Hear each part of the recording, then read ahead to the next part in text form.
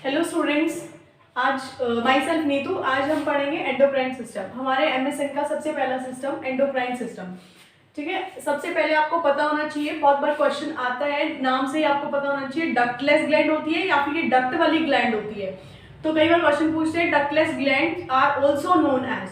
तो याद रखना, दो वर्ड होते हैं, एक होता है एंडोक्राइन और एक होता है एक्सोक्राइन। एंडोक्राइन मतलब विच आर डक्टलेस और एक्सोक्राइन मतलब जो डक्ट के साथ काम करेंगी, विद डक्ट। बेसिकली ग्लैंड्स क्या होती है?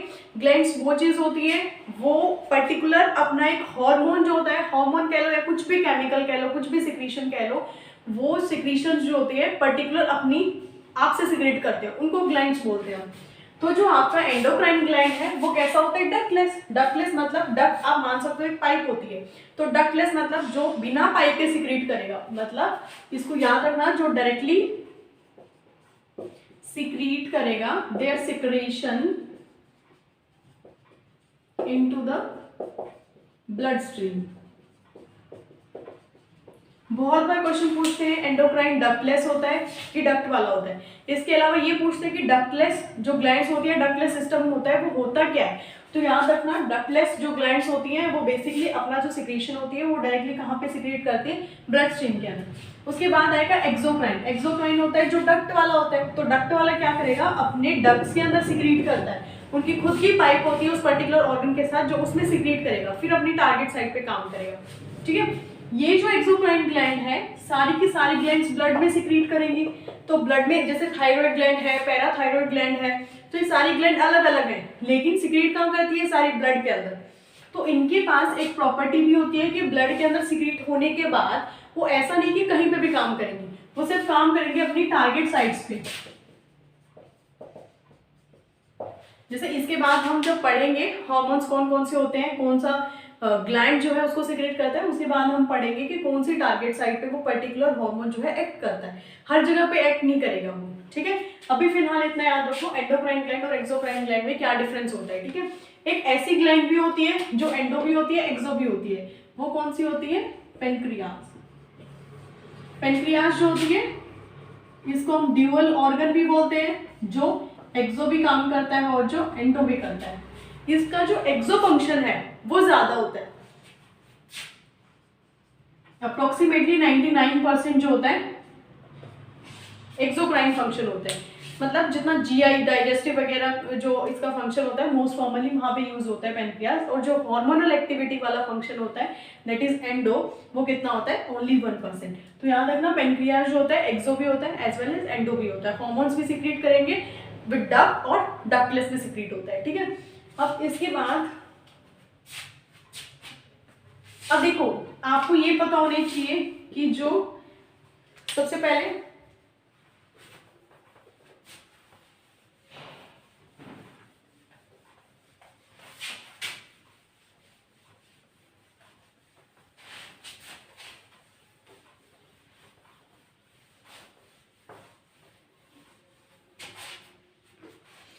हाइपोथैलेमस, सबसे पहले कंट्रोलर कौन होता है हमारा? हाइपोथैलेमस।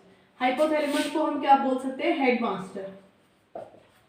हाइपोथैलेमस के बाद आएगी पिट्यूटरी ग्लैंड,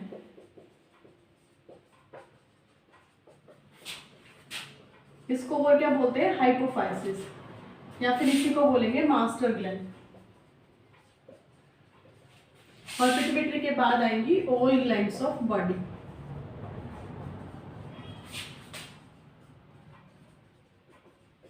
देखो, इसको हम ऐसे समझ सकते हैं जैसे कि एक स्कूल का प्रोसेस होता है ना, स्कूल में सबसे ऊपर कौन होता है? हेडमास्टर।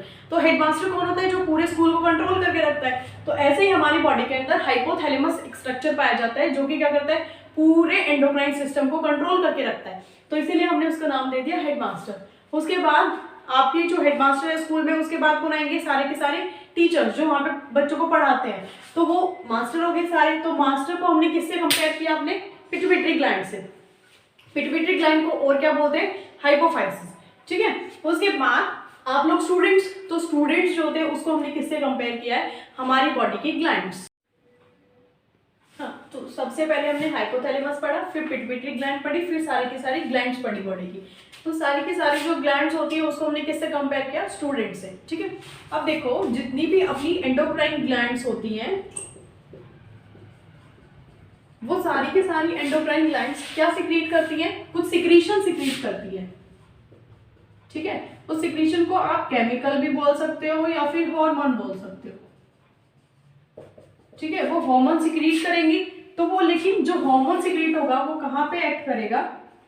टारगेट साइट पे। ठीक है, रिलीज होगा डायरेक्टली इनटू ब्लड स्ट्रीम।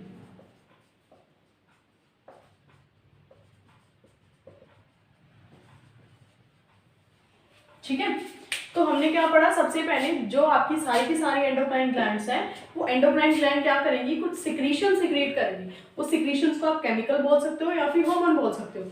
वो जो केमिकल या हार्मोन है वो डायरेक्टली कहाँ पे सिक्रीट होगा? ब्लड स्ट्रीम के अंदर। और ब्लड स्ट्रीम के बाद आने के बाद वो एक्ट कहाँ करेगा? अपनी टारगेट साइट पे। ठीक है, अब हम एक एग्जाम्पल देखते हैं, जैसे एडीएच। एडीएच को हम क्या बोलते हैं? Anti diuretic hormone. ये जो एंटी डायबिटिक हार्मोन होता है, देखो सबसे पहले हम एंडो पढ़ रहे हैं ना, तो आपको ये पता होना चाहिए कि कौन सा हार्मोन कौन बनाता है और कौन सिक्रीट करता है और वो कहाँ कहाँ पे काम करता है। ऐसे क्वेश्चंस आते हैं। जैसे एडीएच है, वो बनाता कौन है, उसको सिक्रीट कौन करता है और वो एक्ट कहाँ करता है। तो आपको हर hormone, not only ADH but सभी हार्मोन्स का पता होना चाहिए कि कौन सा हार्मोन कहाँ से आता है। ठीक है, तो आप देखो सबसे पहले इसका प्रोडक्शन या फिर आप बोल सकते हो सिंथेसिस, दोनों वर्ड सेम है। तो एडीएच को कौन बनाता है? हाइपोथैलेमस। याद रखना, जब हम हाइपोथैलेमस के फंक्शन पढ़ेंगे वहां पे भी पढ़ेंगे कि हाइपोथैलेमस दो हार्मोन्स को प्रोड्यूस भी करता है, एक होता है एडीएच और एक होता है आपका ऑक्सीटोसिन। ठीक है, अब प्रोडक्शन हो गया, उसके बाद पता होना चाहिए सिक्रीशन। अब इसको सिक्रीट कौन करता है? बहुत सारे ऐसे हार्मोन्स होते हैं जो वही साइट वही ऑर्गन उसको बनाता है और सिक्रीट करता है, लेकिन एडीएच को सिक्रीट अलग करेगा। अलग कौन करेगा? That is posterior pituitary gland. इसका दूसरा नाम न्यूरो हाइपोफाइसिस। ठीक है, प्रोड्यूस कर लिया, सिक्रीशन हो गया। अब देखो ये एक्ट कहां पे करेगा? या फिर इसकी टारगेट साइट। अब देखो प्रोड्यूस हो गया, सिक्रीट हो गया। सिक्रीट आपको पता है किसने किया? Posterior pituitary gland. लेकिन कहां सिक्रीट किया? ब्लड स्ट्रीम के अंदर। अब ब्लड स्ट्रीम में आने के बाद वो उसकी टारगेट साइट है, उसी पे ही काम करेगा। अब देखो टारगेट साइट कौन होती है इसकी? किडनी। ये टारगेट साइट पता होना चाहिए। अब किडनी पे कैसे एक्ट करेगा? आपको पता है एडीएच मतलब एंटी डाययूरेटिक हार्मोन। एंटी मतलब विच इज अपोजिट, जो उसके अगेंस्ट काम करेगा। और डाययूरेटिक मतलब आप मान सकते हो यूरिन फ्रीक्वेंसी। ठीक है, तो डाययूरेसिस, आपको पता है डाययूरेटिक्स देते हैं पेशेंट्स को। डाययूरेटिक्स क्यों देते हैं? ताकि यूरिन आउटपुट बढ़ाए। यूरिन आउटपुट बढ़ाने के लिए डाययूरेटिक्स देंगे। तो अब डाययूरेटिक के अपोजिट काम करे तो मतलब यूरिन आउटपुट को कम करेगा। कम कैसे करेगा? बॉडी के अंदर रीअब्सॉर्ब करा के। तो इसकी टारगेट साइट क्या होती है? किडनी। एडीएच रिलीज हुआ, ब्लड स्ट्रीम के अंदर है, वो काम कहाँ करेगा? किडनी पे। किडनी पे आपको पता है काम क्या करना है उसको? कि रीअब्सॉर्ब कराना है। रीअब्सॉर्प्शन होगा बॉडी के अंदर, वाटर फ्लूइड्स सब रीअब्सॉर्ब होंगे तो उसका यूरिन आउटपुट कम आएगा, क्योंकि अगर बॉडी के अंदर रीअब्सॉर्प्शन नहीं होगा, कम होगा, तो यूरिन आउटपुट ज्यादा आएगा। तो ये एंटी डाययूरेटिक हार्मोन क्या करता है? यूरिन आउटपुट को कम करता है। तो कम कैसे करेगा? रीअब्सॉर्प्शन कराके।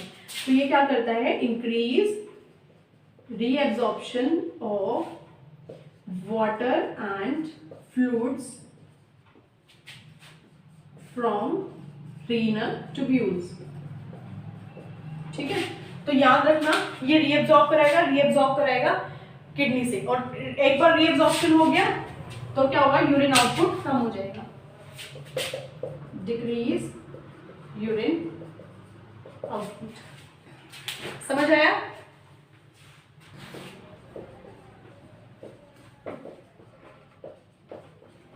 नेक्स्ट हम पढ़ेंगे टाइप्स ऑफ हार्मोन्स। देखो आपकी बॉडी के अंदर एंडो में आपको पता है हार्मोन्स पढ़ने हैं सारे।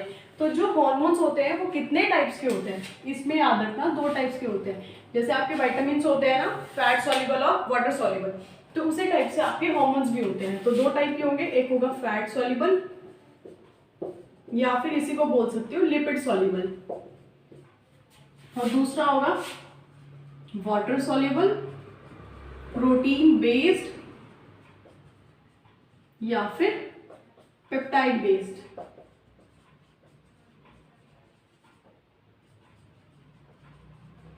ठीक है, इन दोनों का सेम मतलब है, फैट सॉल्युबल लिपिड सॉल्युबल, मतलब वो हार्मोन्स जो किसके अंदर मिक्स हो जाएंगे, सॉल्युबल हो जाएंगे फैट या फिर लिपिड के अंदर, और दूसरे होंगे वाटर सॉल्युबल प्रोटीन बेस्ड या फिर पेप्टाइड बेस्ड हार्मोन, मतलब वो हार्मोन्स जो किसके अंदर सॉल्युबल हो जाएंगे, वाटर के अंदर। ठीक है, अब देखो आपको याद कैसे करना है, क्योंकि इतने सारे हार्मोन्स हैं, ऐसे याद तो होंगे नहीं, तो आपको याद रखना है फैट सॉल्युबल हार्मोन सिर्फ 2 ही होते हैं बॉडी की।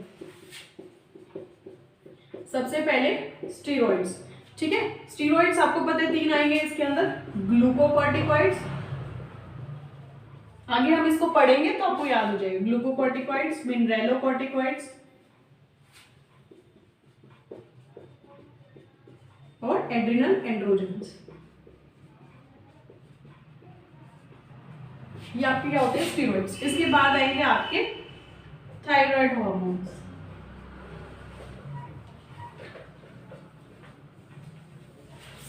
तो याद रखना बॉडी के 2 हार्मोन्स होते हैं जिनको हम फैट सॉल्युबल या फिर लिपिड सॉल्युबल बोलते हैं, एक होता है स्टीरॉइड और एक होता है थायराइड हार्मोन।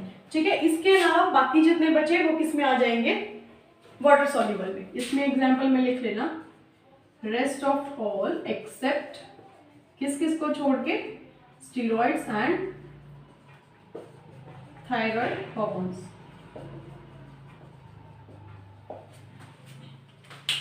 ठीक है, अब ये हो गया टाइप्स ऑफ हार्मोन्स, हो गए हमारे कितने टाइप्स के होते हैं। अब हम नेक्स्ट पढ़ेंगे एक सिस्टम, जैसे हमने पढ़ा हेडमास्टर कौन है, हाइपोथैलेमस, तो अब हम पढ़ेंगे सबसे पहले हाइपोथैलेमस। नेक्स्ट हम सबसे पहले पढ़ेंगे अब हाइपोथैलेमस। ठीक है, हाइपोथैलेमस देखो आपको पता है इसकी लोकेशन, वैसे आप लोग इसको पूरे डिटेल में पढ़ोगे जब आप न्यूरो सिस्टम पढ़ोगे। ठीक है, तो अभी मैं थोड़ा ब्रीफ में बता देती हूँ। सबसे पहले इसकी लोकेशन, लोकेशन कहाँ होती है, हाइपोथैलेमस। हाइपो मतलब विच इज बिलो, मतलब जो नीचे है, किसके नीचे है, थैलेमस के, तो location is below the thalamus. अब लोकेशन के बाद मेडअप पता होना चाहिए, मतलब ये किससे बना होता है। जैसे आप पढ़ोगे नर्वस सिस्टम जो होता है, आउटर मैटर ग्रे होता है, इनर मैटर व्हाइट होता है, या इनर व्हाइट होता है, आउटर ग्रे होता है, तो इस टाइप से मैटर होते हैं, तो वो आपको पता होना चाहिए। तो जो हाइपोथैलेमस होता है उसका आउटर जो होता है पार्ट और इनर पार्ट, तो आउटर पार्ट किससे बना होता है, दैट इज ग्रे मैटर, और जो इनर पार्ट होता है that is made by white matter. ठीक है, जो व्हाइट मैटर होता है वो होता है ग्रुप ऑफ एक्सोन्स, और जो ग्रे मैटर होता है वो किससे बना होता है, ग्रुप ऑफ सेल बॉडी। ये हम नर्वस सिस्टम में पढ़ेंगे। अब लोकेशन हो गया, मेडअप हो गया, नेक्स्ट आपको पता होना चाहिए फंक्शन। फंक्शन मतलब हाइपोथैलेमस क्या काम करता है। अब देखो यहाँ पे आपको और भी बहुत सारे फंक्शंस पता होंगे, जैसे कि हीट रेगुलेटिंग, इसको हम बोलते हैं, जो टेम्परेचर कंट्रोल करता है। इसके अलावा आपको पता है हंगर और थर्स्ट के लिए भी यही रिस्पॉन्सिबल होता है, जो कंट्रोल करता है। लेकिन ये सारे जो हैं, ये सारे हम नर्वस सिस्टम में पढ़ेंगे। आपको यहाँ पे क्या पढ़ना है, एंडोक्राइन सिस्टम। तो जितने भी हार्मोनल रिलेटेड फंक्शंस हैं वो सारे हम इस सिस्टम में डील करेंगे। ठीक है, तो सिर्फ हम हार्मोन्स रिलेटेड जो फंक्शंस हैं वो ही डिस्कस करेंगे हाइपोथैलेमस में। अगर कोई ऐसा फंक्शन हो रह जाए तो आप लोग ये ना सोचिएगा कि वो फंक्शन नहीं बताया हमने, क्योंकि हम सिर्फ अभी डिस्कस करेंगे एंडोक्राइन से रिलेटेड। ठीक है, तो सबसे पहले आपको पता होना चाहिए ये कंट्रोल करता है, it control and regulate all stimulatory and inhibitory functions of body। ठीक है, by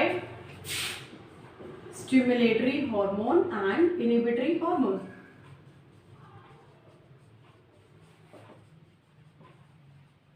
मतलब हमारी बॉडी के अंदर स्टिमुलेटरी और इनहिबिटरी हार्मोन्स को कौन सिक्रेट करता है, हाइपोथैलेमस। ठीक है, सिक्रीशन का काम भी किसका होता है, हाइपोथैलेमस का। अब देखो आपको पता है 2 चीजें हो गई, एक हो गया स्टिमुलेटरी हार्मोन और एक हो गया इनहिबिटरी हार्मोन। अब स्टिमुलेटरी मतलब किसी चीज को स्टिमुलेशन देना है आपको, और ज्यादा उसको स्टिमुलेशन देगा तो और ज्यादा एक्टिव होगा वो पर्टिकुलर चीज। तो क्या होगा, स्टिमुलेटरी हार्मोन आपकी बॉडी में जब रिलीज होंगे जब कहीं ना कहीं उसकी डेफिशिएंसी होगी बॉडी के अंदर, तो ये हार्मोन कब इंक्रीज होते हैं? जब हमारी बॉडी के अंदर या तो उन हॉर्मोन्स का हाइपोसिक्रीशन होता है या फिर बॉडी के अंदर डेफिशिएंसी रहती है, ठीक है। जिस भी कंडीशन के अंदर हार्मोन कम होगा उस टाइम पे स्टिमुलेटरी हार्मोन रिलीज होगा। जैसे फॉर एग्जांपल ग्रोथ हार्मोन, हमारी बॉडी के अंदर सपोज ग्रोथ हार्मोन कम है, तो ग्रोथ हार्मोन कम है तो उसके बाद हाइपोसिक्रीशन हो गया, कम है तो फिर कौन सा हार्मोन आएगा? स्टिमुलेटरी हार्मोन, जो कौन सिक्रेट करेगा? हाइपोथैलेमस। अब अगर ज्यादा है तो कौन सा हार्मोन आएगा? Inhibitory hormone. इनहिबिटरी मतलब किसी चीज को सप्रेस करना, रोकना, ठीक है। तो ये कब सिक्रेट होगा? सॉरी, ये इंक्रीज होगा कब? हाइपर सिक्रीशन के अंदर या फिर ओवर सिक्रीशन या फिर एक्सेस। जब भी आपकी बॉडी के अंदर कोई चीज एक्सेस है, कम है, तो उस टाइम पे आपकी बॉडी के अंदर इनहिबिटरी हार्मोन आएगा। इनहिबिटरी हार्मोन क्या करेगा? सिग्नल देगा कि अब हमारी बॉडी के अंदर ये चीज ज्यादा है तो हमें कम करनी है। इसी कंडीशन में आपकी बॉडी के अंदर इनहिबिटरी हार्मोन्स रिलीज होंगे। जैसे सपोज इसमें भी ग्रोथ हार्मोन ले लो। सपोज सबसे पहले आपकी बॉडी के अंदर ग्रोथ हार्मोन कम था तो हाइपोथैलेमस के पास स्टिमुलेशन गया कि अब इस बॉडी के अंदर ग्रोथ हार्मोन कम है तो स्टिमुलेटरी हार्मोन रिलीज किया हाइपोथैलेमस ने जो ग्रोथ हार्मोन से रिलेटेड जो इसका स्टिमुलेटरी हार्मोन होगा वो कौन सा होगा? Growth releasing hormone. तो रिलीजिंग और इनहिबिटरी हार्मोन सारे के सारे कहाँ से आएंगे? हाइपोथैलेमस से। तो ग्रोथ रिलीजिंग हार्मोन इसने सिक्रीट किया और इसका इनहिबिटरी हार्मोन कौन सा हो जाएगा? That is growth releasing inhibitory hormone. जो बॉडी के अंदर ग्रोथ हार्मोन की प्रॉपर अमाउंट के अंदर वो कमी है वो पूरी हो गई, उसके बाद क्या करना है? उसको रोकना भी है। ऐसा नहीं कि ग्रोथ हार्मोन चलता रहेगा तो एक्सेस हो जाएगा। तो एक्सेस होने के टाइम पे आपकी बॉडी के अंदर इनहिबिटरी हार्मोन आएगा। इनहिबिटरी हार्मोन आएगा, नेगेटिव सिग्नल देगा।